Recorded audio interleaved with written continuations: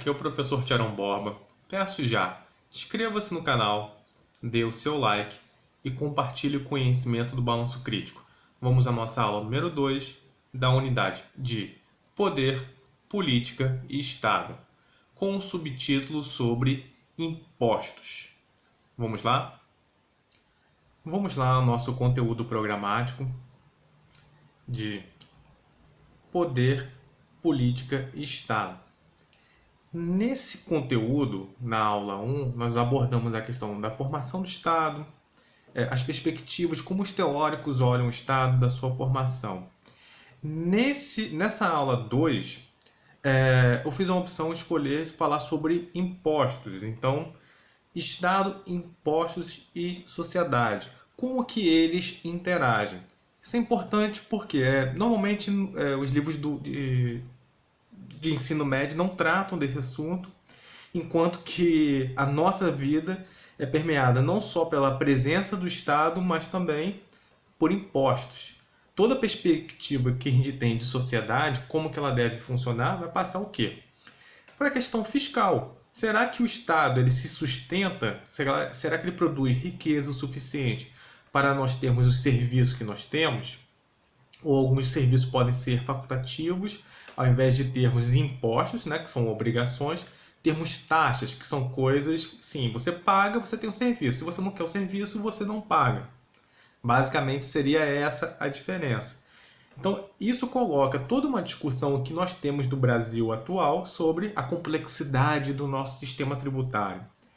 E a gente vai tentar entender o desenvolvimento histórico dos sistemas fiscais, impostos, obviamente não de maneira profunda, de maneira mais didática possível, para que vocês, alunos do ensino médio, comecem a compreender um pouco dessa dinâmica. O que a gente quer enquanto sociedade? E isso passa um pouco pelo sistema fiscal que nós temos. Então, retomando aqui, o que nós temos na organização humana, na história da humanidade, ao longo da história? A maior parte da vida humana, seja lá 600 mil anos atrás, mais ou menos quando a nossa espécie surgiu no planeta, nós passamos a maior parte do tempo sobre um modo de vida nômade. O que significa um modo de vida nômade? Que a maior parte da vida humana, os seres humanos, suas pequenas comunidades, não possuíam moradia fixa. E não possuir moradia fixa significava que não tínhamos o domínio de técnicas que produzissem alimentos, subsistência em um determinado tipo de território. Quer dizer que os seres humanos sobreviviam de caça, pesca e coleta. Quer dizer, as comunidades humanas há muito tempo, eles chegavam em um determinado território, exploravam seus recursos naturais, que normalmente são sazonais, né? Por determinada época do ano, terminando esses recursos sazonais, partiu para outra localidade. Então, no modo de vida nômade, fechando aqui, exploram recursos naturais do território e extingue-se. Quando extingue-se, né, buscam outros territórios. Então, essa foi uma dinâmica que percorreu a maior parte da vida humana. A maior parte das comunidades humanas viveu desse modo. Só muito recentemente que nós passamos ao modo de vida sedentário, que o historiador chamado Gordon Childe vai falar da Revolução Neolítica. Que foi a Revolução Neolítica? É quando os seres humanos começaram a ter moradia fixa e continuaram a caçar, continuaram a coletar, a pescar, a explorar os recursos naturais à sua volta, mas passaram a ter o domínio da agricultura e a domesticação dos animais. A partir do momento que os seres humanos começaram a domesticar os animais e o domínio da agricultura, eles tiveram a capacidade de permanecer por mais tempo em um determinado território. Obviamente, as comunidades humanas, os seres humanos migram, tanto que nós estamos hoje, atualmente, em tudo que é parte do planeta. Mas isso são casos excepcionais, ou por conta de guerras, de perseguições, ou problemas naturais, problemas de doenças num determinado tipo de ambiente que força a migração dos seres humanos. Mas a tendência, a partir do momento que os seres humanos começaram a dominar a agricultura e a domesticação dos animais e produzir alimentos naquele território, que eles permanecessem por muito, mas muito mais tempo. Então, o que acontece? Nós temos as pré-condições para os seres humanos se organizarem em um determinado território. Então, o modo de vida sedentário proporcionou a possibilidade da formação das primeiras estruturas estatais. Mas para formar uma relação entre Estado e sociedade, tem que haver o quê? Quem domina e quem é dominado. Como que aconteceram as primeiras formas de dominação, que consequentemente levaram às primeiras formas de governo? Os seres humanos, a maior parte do tempo, eles se relacionavam, formavam comunidades a partir de laços de parentesco. E esses laços de parentesco, muitas vezes, eles utilizavam o intermédio da violência para dominar outros grupos, explorar seus recursos, explorar riquezas, fazer trabalhos forçados, por exemplo, escravizar outros povos. E assim formaram as primeiras cidades, as primeiras estruturas, as cidades-estados, as primeiras estruturas estatais. Por exemplo, nós podemos ver exemplo no Egito com os nomos, que eram unidades familiares que também fizeram uso da violência para fazer o domínio de outras comunidades ali no Vale do Nilo. Ou, por exemplo, na Grécia, o exemplo mais gritante é a cidade de Esparta, que eram os povos dórios que chegaram naquela localidade e dominaram todo mundo naquele território. Eles só se dedicavam à guerra e à política. A produção de riqueza ficava a cargo dos povos que eles dominavam. Então, organizar toda uma estrutura estatal baseada nisso. Então, a maior parte da formação, maior parte não, mas grande parte das estruturas estatais na pré-história, no final da pré-história e no mundo antigo, elas se organizaram, essas estruturas estatais, a partir do intermédio da violência. Por isso que o Max Weber, né, ele usa a definição de Estado, que é o quê?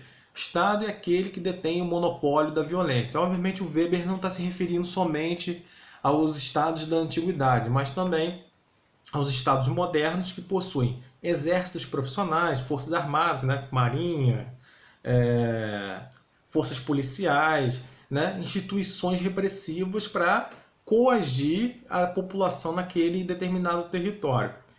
Então, pensando assim, se um governo ele já usa a violência para o domínio, que outra forma ele poderia utilizar para dominar outros povos?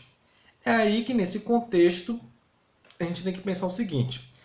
Os povos que eles dominam produzem riqueza. Vamos pegar o exemplo de Esparta. Eles se dedicam à atividade política e da guerra. Esses povos que produzem riqueza a partir da agricultura e a domesticação dos animais, eles, em algum momento, pelo aperfeiçoamento técnico, começaram a produzir o que sobrava, né, para além da sua subsistência, que a gente chama de produção excedente. Uma vez realizando a produção excedente, o que significa produção excedente para aquelas sociedades? Toda produção excedente, se você não precisa, você leva para uma outra comunidade para trocar por alguma coisa que você necessite. Exemplo, eu produzo trigo. Eu não vou comer trigo a vida toda. Sobra aquilo. Eu vou para uma outra comunidade e troco por arroz. E realiza-se uma negociação, algum tipo de equivalência para que me satisfaça as minhas necessidades e da pessoa que eu esteja negociando. E para os governantes, perceber o seguinte: opa, aquelas pessoas que eu domino estão produzindo a mais, eles podem enriquecer, mas eu tenho que controlar elas ainda mais. Foi aqui que eles pensaram, olha, eu posso pegar uma parte dessa produção que está sobrando para eles e eu comercializar com outras comunidades, ou eu redistribuir para a população por interesse, para ter um maior controle de alguns povos, das comunidades que eu domino, dar um pouco mais de satisfação.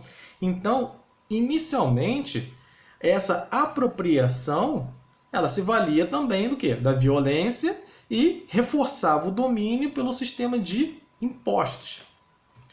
Então, o imposto, a gente pode pensar que hoje em dia a gente paga imposto para ter um benefício, uma satisfação, um bem-estar social. Mas naquela época não era assim. O imposto ele vinha para reforçar o controle sobre os governados. Era um sistema de ampliação de poder. Não que hoje também não tenha esse significado, mas nós atribuímos outros significados, como essa questão de o imposto se reverter como um serviço para beneficiar a população. E ao longo do tempo, nessa cobrança de impostos, os governantes perceberam que isso era uma estratégia, um instrumento eficaz de domínio eles foram refinando. E esse refino todo da cobrança de impostos veio o primeiro salto qualitativo, que foi com o domínio da escrita. O domínio da escrita possibilitou a organização de um sistema formal de ensino que treinasse funcionários especializados para o quê? Para realizar um sistema de administração de Estado, um sistema de cobrança e um sistema de controle. Então, os impostos ficaram ainda mais refinados para serem controlados, como aconteceu no Egito com os escribas, que eles eram especializados, né, para realizarem essas atividades estatais, os mandarins na China, em vários lugares que tem estruturas estatais, mesmo no mundo antigo, mas também o domínio de uma cultura letrada, que era muito específico, era somente um nicho da população que realizava, que tinha o domínio das letras. Eles eram funcionários que eram dedicados a realizar essas atividades de Estado. E o segundo salto qualitativo não foi na questão somente do refino das técnicas, como aconteceu com o domínio da escrita, mas a mudança de significado. Lembra que falamos que, primeiramente, o imposto era um sistema de controle e ampliação de poder. Agora, ele ganha um sentido de redistribuição, quer dizer, ele passa a se integrar cada vez mais à sociedade. A ideia é que o imposto ele não deve somente para controle dos governados, controle dos governantes sobre os governados, mas que ele sirva para amenizar as desigualdades entre ricos e pobres. Não, mas como que vem essa mudança de significado? Demorou muito tempo, mas ela aconteceu. Ela aconteceu por circunstâncias históricas razoavelmente específicas. Que circunstâncias históricas são essas? Na passagem do século XVIII para o século XIX, algumas revoluções aconteceram. Por exemplo, a Revolução Americana de 1776 e a Revolução Francesa de 1789, ela reorganizou o sistema político. Quer dizer que as pessoas, as classes populares, as pessoas comuns começaram a participar do governo. Quer dizer, aquele governo de pouco que governa a maioria já não eram tão poucas. As pessoas mais comuns começaram a participar das decisões para a sociedade. E isso veio com a Revolução Americana, né, que criou o país que nós conhecemos como Estados Unidos, e a Revolução Francesa, que acabou com o antigo regime. Então, eles foram essenciais para criar um sistema, uma sociedade baseada em classes sociais. Vocês são iguais perante a lei, ainda que existam desigualdades sociais em relação financeiras.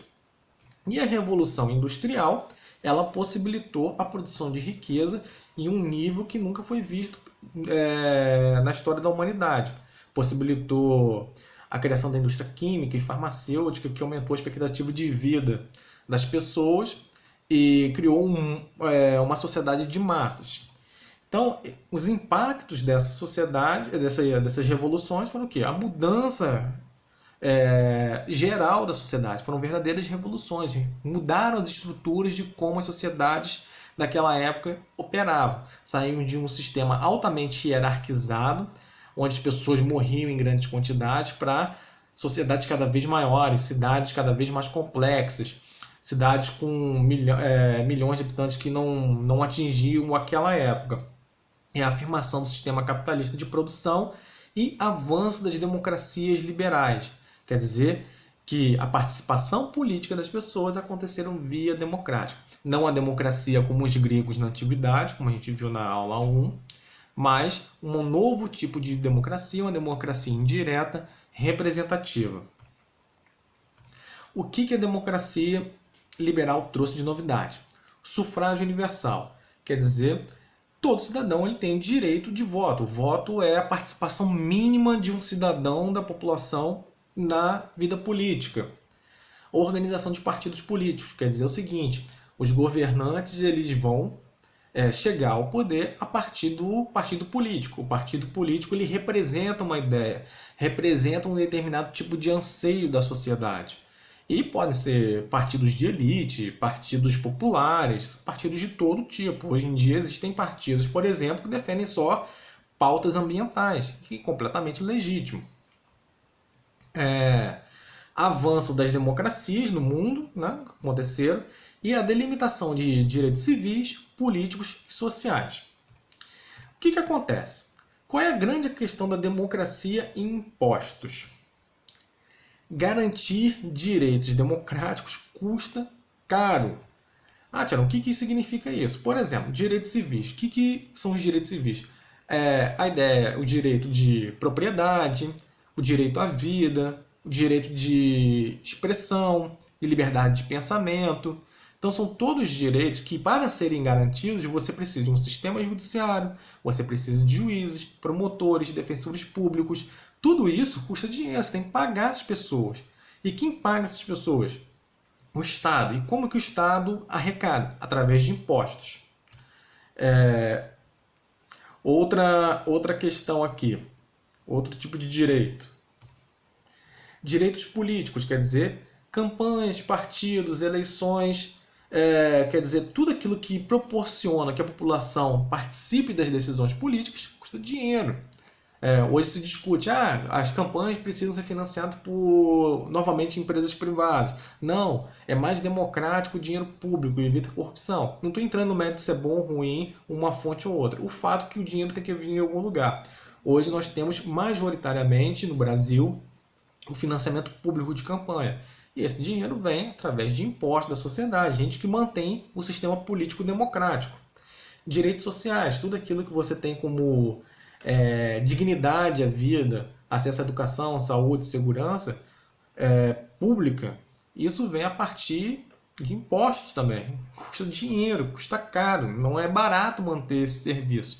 Então, as democracias tendem a ser caras, elas gastam muito, porque a partir do momento que você tem direito, você quer que aquelas coisas funcionem, aquelas garantias que foram dadas, né, que você foi educado. Eu vivo numa democracia, eu tenho esse e esse direito, então o Estado tem que garantir. Como é que ele vai garantir? Tem que gastar dinheiro. Gastando dinheiro vem como? Do imposto que eu realmente também pago. Então, é assim. Vamos acompanhar o gráfico aqui, ó. Desde o início do século XX até os dias de hoje, o número de democracias aumentaram. E de autocracias, quer dizer, o que são autocracias? São estados que limitam a liberdade das pessoas, das populações, da população de uma maneira geral. E a democracia amplia. Quer dizer que ampliar direitos significa, né, tendo mais presentes aqui na sociedade. As sociedades hoje no mundo ocidental são mais democráticas. E quando você amplia direitos, olhando aqui o gráfico 2, os gastos públicos aumentam. É notório aqui, ó, conforme a gente vai tendo o aumento de número de democracias e o declínio do número de autocracias, se a gente comparar com o gráfico 1, a gente tem o quê? O aumento de gasto público. Garantir direitos custa caro, especialmente direitos sociais, né? Aquelas garantias de saúde, educação, segurança. Vejam esses países aqui, né, que são democracias, como cresceram os gastos sociais. Então, as democracias custam caro. Por isso que a maioria dos países ocidentais democráticos vivem com dívidas públicas. Podem ser mais ou menos controladas, mas que existem, existem.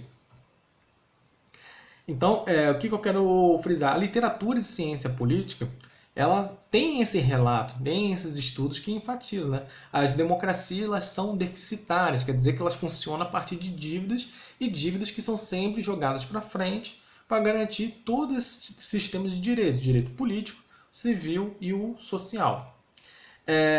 Para manter esses tipos de direitos, tem que arrecadar impostos. Como é que esses impostos são arrecadados? Temos alguns tipos. O imposto direto é aquele que é aplicado à renda e à propriedade. A propriedade, por exemplo, IPTU. Ou então a renda, quando você ganha anualmente, você vai lá e paga imposto de renda. Todos os países no mundo ocidental têm um sistema de imposto de renda. Impostos indiretos, são aqueles aplicados a consumo, né? Você compra uma bala, está embutido ali um imposto. Você compra qualquer tipo de coisa, existe um imposto ali.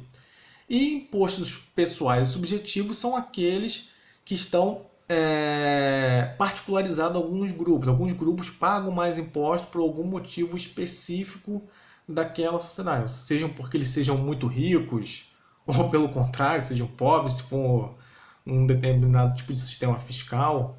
Então, existem particularidades. E dentro desses tipos de impostos, nós temos os sistemas fiscais. Nós também temos 3 tipos. Vale frisar que não são sistemas puros. Quer dizer o seguinte, As características de cada um dos tipos que nós vamos citar, elas existem uns nos outros. Mas vai ter uma forma predominante de como o sistema fiscal ele opera. Por exemplo, o sistema brasileiro é extremamente complexo que mistura muito esses três tipos que nós temos aqui. Progressivo quer dizer o seguinte: quanto maior a renda, mais pagamento de imposto. Flat tax quer dizer o seguinte: todo mundo paga o mesmo percentual. Existem algumas variações nesse sistema. Alguns países adotam isenção até determinada quantidade de renda. Vamos supor que em um determinado país a pessoa ganhe, sei lá, $3.000 todo mês, né? E a partir do momento que ela ganha $3.000 todo mês, não passe disso, ela está isenta de pagar imposto. Isso é uma possibilidade. Passou de 3.000, ela começa a pagar imposto, com um percentual fixo. Então, pode acontecer. E regressivo quer dizer que quanto mais se aumenta a renda, diminui o percentual de cobrança. Isso é possível? É possível. Né? Já existiu, né? Hoje não é tão comum, mas existe. Então, assim, o imposto ele reflete muito de como nós queremos organizar a sociedade. O Brasil tem uma carga tributária alta. Nós fizemos uma escolha em 1988, com a Constituição, de termos serviços públicos universais, saúde, educação e segurança. E isto custa dinheiro. Então, por isso que nós temos uma carga tributária alta. Os países europeus também vão nesse sentido. Por isso tem uma carga tributária alta, tem muitos impostos para bancar esse serviço. Se o serviço é bom ou é ruim, isso vai depender de uma questão de governo, de gerenciamento de Estado, de eficiência dos gastos públicos, etc. Os Estados Unidos, por exemplo, fazem uma ou outra opção. Tem imposto? Lógico que tem imposto, mas menos que uma carga tributária menor no Brasil, que o Brasil e que os países europeus. Lá muitos serviços são o quê? Privados. Eles acreditam que algumas coisas precisam ser facultativas. Você só vai usar um serviço, então você vai lá e paga uma taxa. Você não quer aquele serviço, você não paga nada. Isso foi uma escolha de sociedade dele. Não é entrar no mérito que é bom ou ruim. Cada país ele escolhe uma coisa que atenda melhor. Agora, se nós vivemos sob democracia, e de acordo com as condições históricas que nós temos, o que é melhor para garantir a democracia? Ter uma carga tributária alta com serviços públicos universais, ou uma democracia que vai funcionar bem com serviços sem serviços públicos? Vai ser uma coisa mais facultativa, à lá Estados Unidos. Isso é uma questão de escolha, isso é uma questão de avaliação e de eficiência do Estado. Tá? Então, a gente precisa perceber que é o seguinte: o imposto também tem muito uma questão de justiça, de valores, de cultura política de cada país, e isso varia de lugar para lugar. Então, aqui vai a nossa bibliografia. Foi uma aula básica sobre impostos, de uma maneira geral, para a gente relacionar como imposto é uma coerção do Estado, é uma escolha política da sociedade e que nós devemos estar atentos como ele funciona e opera dentro da sociedade. Qualquer dúvida, entre em contato comigo. Até a próxima. Um abraço.